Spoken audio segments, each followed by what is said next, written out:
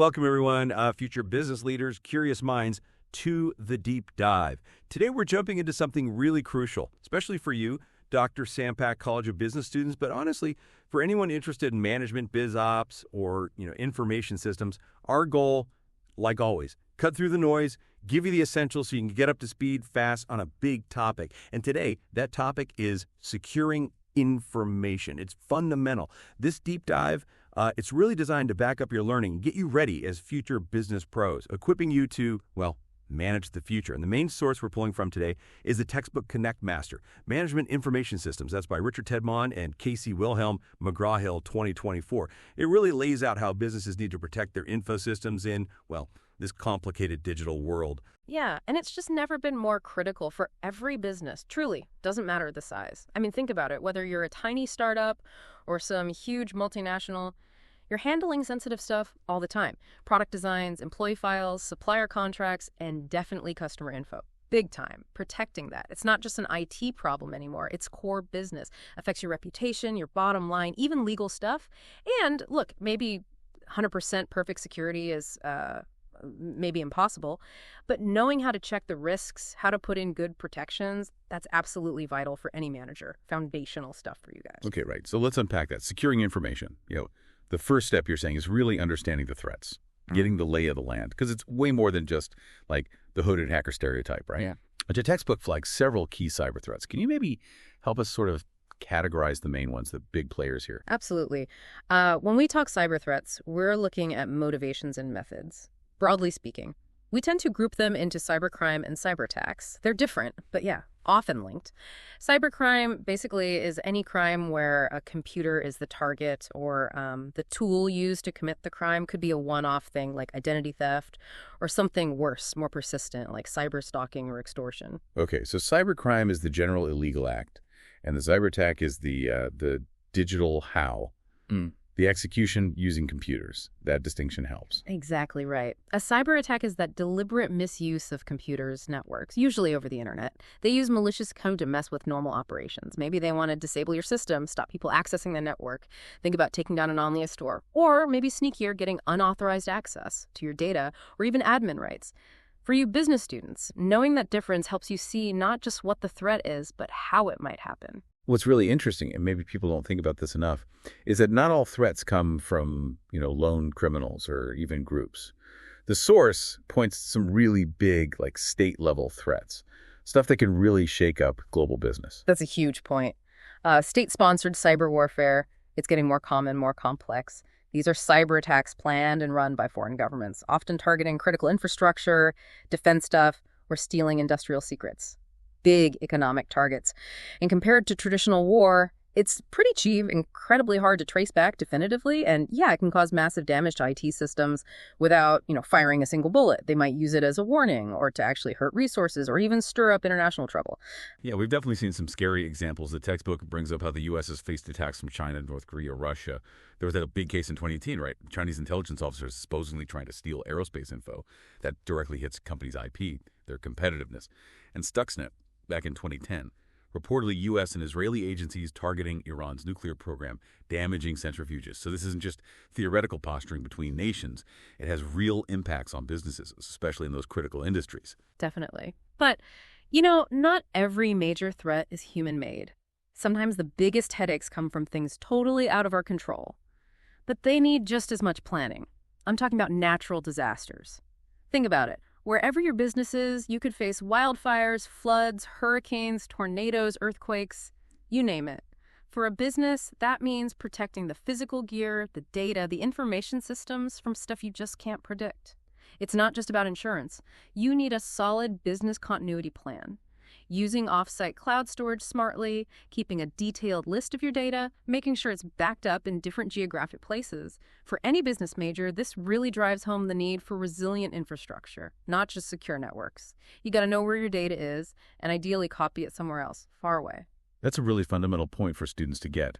It's not just stopping the bad guys. It's about basic business survival against all kinds of threats.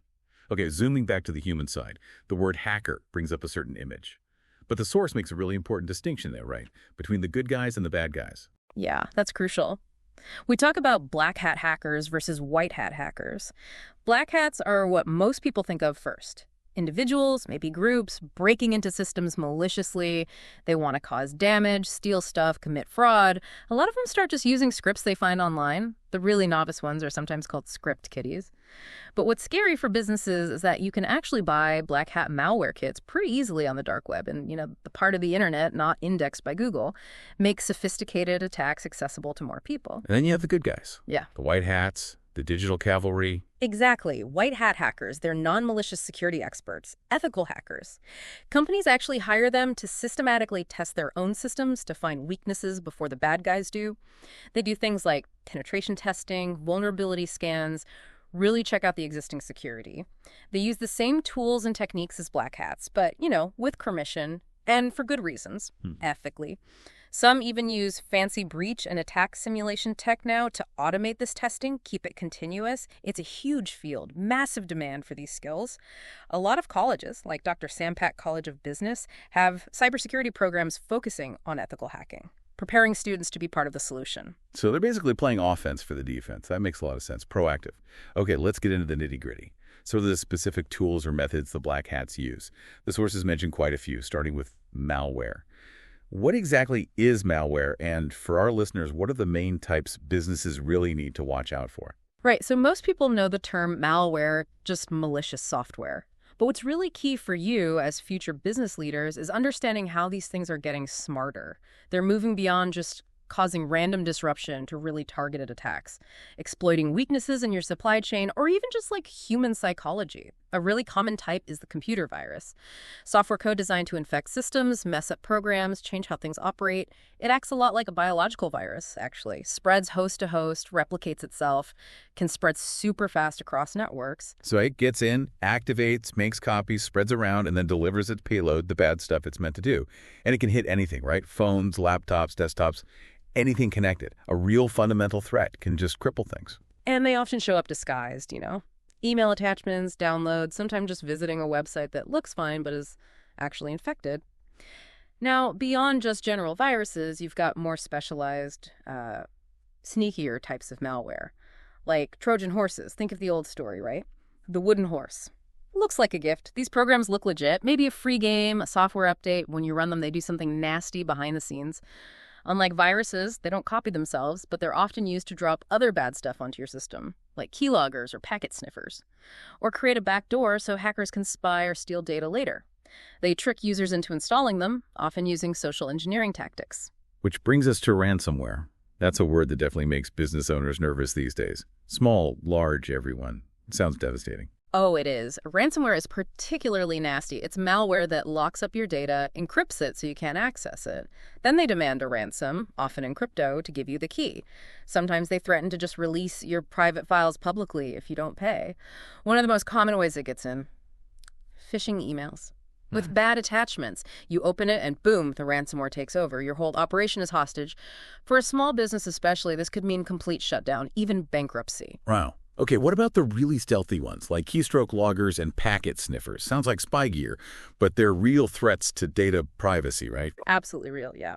A keystroke logger, or keylogger, is basically spyware that records every single thing typed on a keyboard. Could be a physical device plugged in, or just software. Newer ones are even cloud-based, can track web activity, chats, gaming, grabbing passwords, credit card numbers, sensitive messages. Then you have packet sniffers, sometimes called packet analyzers. These are tools, hardware, or software that capture data packets as they travel over a network. Now, IT pros use legitimate sniffers to diagnose network problems. But unauthorized ones, they're used to grab information as it flies by. Could expose sensitive business emails, customer data, anything unencrypted on the network. And then there are rootkits. Yeah. What are they exactly? And why are they such a huge problem for businesses, especially thinking long term? Rootkits. These are really problematic. A rootkit is malicious code designed to give attackers hidden, unauthorized remote access and control over a computer or network. They use them to steal passwords, credit card info, bank details, all that good stuff. But the real nightmare for a business isn't just the initial break-in, it's that rootkits are designed to hide themselves deeply. They can stay undetected for a long, long time. Even sophisticated security software might miss them. Imagine a competitor just quietly stealing your R&D plans for months. or a ransomware gang mapping out your entire network before they strike.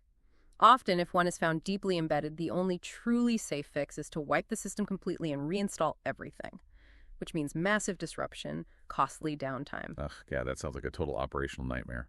Okay, last category here for methods, the classics. Denial of service, DDoS, and distributed denial of service, DDoS attacks. Some attacks try to be sneaky, steal data. These ones seem like pure brute force disruption, just grinding things to a halt.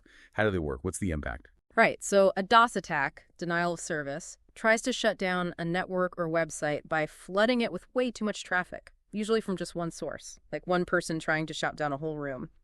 A DDoS, distributed denial of service, attack is way more powerful, more coordinated. It uses lots of compromised computers, often called zombies or bots, all linked together in a botnet. This botnet is controlled remotely by one attacker. And they make all these zombie computers send requests to the target's IP address all at the same time. It just overwhelms the target network or server, causes it to slow to a crawl or crash completely. So it's the sheer volume from all those hijacked computers that brings the target down, shuts down their online presence, basically. The impact on the management information systems and just the business overall must be huge. Oh, absolutely catastrophic. The immediate hit from things like packet sniffers, rootkits, DOS, you're looking at financial losses from lost sales, huge drops in employee productivity, serious downtime. Plus, the damage to your reputation and customer trust can be long-lasting. And consider these stats, they're a bit dated, from 2019, but still really telling. A shocking 43% of all cyber attacks specifically targeted small businesses. So much for thinking you're too small to be a target. Also, 91% of all attacks started with a phishing email, 91%. And 85% of email attachments scanned daily were harmful. That last one is really concerning for employees, because 38% of those malicious attachments looked like regular Microsoft Office files, designed to trick people, exploit that trust. Wow. Yeah, those numbers really hit home. It underscores how vital it is for all businesses, especially smaller ones who might think they're flying under the radar, to be super vigilant. And it really highlights the human side too, doesn't it? Your employees, your biggest asset, can also be the point of entry if they're not trained well. Exactly. It's not just about the Fortune 500 anymore. Everyone's a potential target, which naturally leads us to the big question for you business students. Okay, we know the threats are diverse, they're evolving. So how do businesses actually protect themselves? Right, this is where we get practical, actionable stuff. The textbook lays out several key strategies. Let's start with the foundation. How do businesses properly assess these risks first, and then figure out how to deal with them? Risk assessment, absolutely step one. It's the strategic base for any decent cybersecurity plan. Cybersecurity folks do a thorough risk assessment. It informs the bosses, helps decide how to respond to risks properly. It kind of boils down to a formula, simple but powerful. Risk, threat X, vulnerability X, asset. But the real challenge, the insight here, businesses often underestimate their own weaknesses, or they overestimate how good their current protections are, leads to this false sense of security. So the assessment process forces you to ask the hard questions. What are our most critical IT assets? What kind of data breach would really wreck our operations or reputation? What threats are most relevant to us? Where are they coming from? Insiders, nation states, criminals? What are our weak spots, internal and external? How likely is it someone exploits them? What kind of incidents could stop us from functioning? And importantly, what level of risk are we actually okay with living with? That sounds really comprehensive. Strategic. Forces you to think beyond just tech and really know what matters most, what you can maybe afford to lose, and what your actual risk tolerance is. Okay, so once you've done that assessment, what's next? Only then, after that assessment, can you really effectively look into and develop the right IT security controls and data security plans. Before you buy or implement anything, you got to ask, what specific risk does this thing actually reduce? Is this the top priority based on our assessment? And importantly, is this the most cost-effective way to reduce that risk? Only after answering those do you figure out the best policies, the best procedures for mitigating threats across the board. It's about being smart with your resources, prioritize spending, not just throwing cash at every shadow. Makes sense. Intelligent use of resources. Okay, so one of the most basic, well-known tools is the firewall, right? How does that fit in? And are there different kinds or things listeners should know? Yes, the firewall. It's a cornerstone security device, can be hardware, can be software, sometimes both. Its job is to protect a single computer, or usually an entire network, from outside threats coming from the internet. It's like a digital bouncer, basically. Checks traffic coming in and out, allows or blocks it based on preset security rules. Ideally, yeah, you want both hardware and software firewalls working together for the best protection. A lot of businesses, especially smaller ones without dedicated IT people, actually outsource their firewall management to cybersecurity firms. Yeah. Because getting the configuration right can be complex. Okay, but what about the cloud? So many businesses use cloud services now for files, for apps. Are those protected by the company's main firewall automatically? Ugh, that's a really common misunderstanding and super important. Cloud systems, because they're not physically part of your organization's internal network, your on-premise setup, they're often not automatically covered by your internal firewall. This is critical for you business students to grasp. If your company uses cloud file sharing or other cloud services, you often need a separate dedicated firewall for that cloud environment or specialized cloud security tools. Big organizations with complex networks spread all over, they often use a whole system of multiple complex firewalls, not just to block outsiders, but also configured to stop employees accidentally or on purpose from sending sensitive data out when they shouldn't. That's where things like network segmentation come in. Got it. Security has to follow the data wherever it goes. Okay, this next one sounds really interesting, kind of cutting edge, using behavioral science for data security. Tell us about that, especially for future managers dealing with people. Yeah, this is newer, but becoming really vital. The traditional stuff, firewalls, multi-factor authentication, strong passwords, they're all still necessary, absolutely. But they're not always enough anymore because attackers are getting so good at targeting human weaknesses, like we talked about with phishing. So organizations are starting to bring behavioral science into their security strategies, specifically something called User and Entity Behavior Analytics, or UEBA. For short. UEBA, User and Entity Behavior Analytics. That sounds very proactive. Yeah. Almost predictive. How does that work? What's the power behind it? So UEBA basically watches and records how users and even devices or systems, the entities, behave on the network, both inside and outside the company. The goal is to spot behavior that's different from the established normal baseline for that user or entity. Like, say, a finance person suddenly trying to access sensitive R&D files they've never needed before, or trying to log in from, I don't know, halfway across the world at 3 a.m., UEBA can flag that as suspicious, even if they use the right password, because the behavior is weird. It's about catching anomalies that might indicate an insider threat, maybe a compromised account, or a breach already happening. It lets security teams jump in quickly before major damage is done. It's a powerful way to address that human element risk. That's really smart, like an invisible guard that learns what's normal and flags anything weird. Okay, finally, maybe the simplest but often neglected until disaster strikes.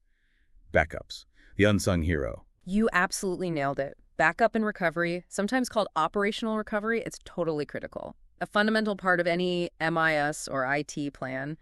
Truly the last line of defense. It's just the process of making and storing duplicate copies of your data sets so you don't lose everything if something goes wrong, ransomware, hardware dies, natural disaster hits. These backups are usually stored off-site, could be on company servers in a different location or servers owned by another company. Cloud backup is getting super popular for good reason. Using external servers via the cloud is convenient, scalable, and gives you that geographic separation easily. And the key thing for our business students here isn't just doing backups, right? It's how often you do them and how easy it is to get the data back. Precisely. Backups are critical because if your main data fails, you can restore from an earlier copy. But if you don't back up often enough, think about the data you could lose between the last backup and when the disaster happens. That gap can be huge, even catastrophic. Imagine your critical customer order database. If you only back it up once a week and the system crashes on a Friday, you might lose 5 whole days of orders. Think of the financial hit, the reputation damage. So the more time between backups, the more data you risk losing. It has to be an ongoing, regular process. Businesses need clear goals here. What's our recovery point objective, RPO? How much data measured in time can we afford to lose? And what's our recovery time objective, RTO? How quickly do we absolutely need to be back up and running? Okay, so for all you Dr. Sampak College of Business students listening, really think about how this connects to your future work. Doesn't matter if you're going into marketing, finance, HR, operations. Understanding these threats, these protections, it's not just for the IT folks anymore. For marketing majors, imagine the brand disaster if a simple phishing scam leaks your customer list. Security directly impacts trust, loyalty. Finance students, you need to understand potential hidden liabilities from old data breaches or ensuring financial system integrity against malware. It's crucial for due diligence, accurate reporting. It's really fundamental to the health, the competitiveness, the sheer survival of any business today. Absolutely. Having that proactive mindset, assess the risk, layer the protections, understand the human factor that's going to be invaluable in your careers. As future managers, you're going to be part of making strategic decisions about security investments, balancing the cost against the risk you're willing to take, and helping build a security-aware culture in your teams. Well, we have definitely covered a lot of important ground today on securing information. Thanks so much for joining us on this deep dive, and thank you for investing your time to get a handle on these concepts. They're vital for your studies and your careers. Yeah, absolutely. And maybe something to think about as you process all this. We talked about a whole range of threats, right? Sophisticated state attacks, all kinds of malware, social engineering, even, hurricanes and floods. Considering all that, what single security measure do you think businesses most underestimate or maybe just don't use enough today? And why do you think that is? We'd love to hear your thoughts. Just seriously, yeah. Drop your answers, your insights in the comments below. We really want to know what you think. And hey, if you found this deep dive helpful for your learning journey, please hit that like button. It really helps us out. Make sure you subscribe to the deep dive for more essential insights for managing the future, the MIS podcast. Adeyadish. Follow us wherever you get your podcasts. Share this with classmates or colleagues who might find it useful. And keep commenting. Your questions, your ideas, they keep the conversation going. Keep learning. Keep digging deeper. And we will catch you on the next deep dive.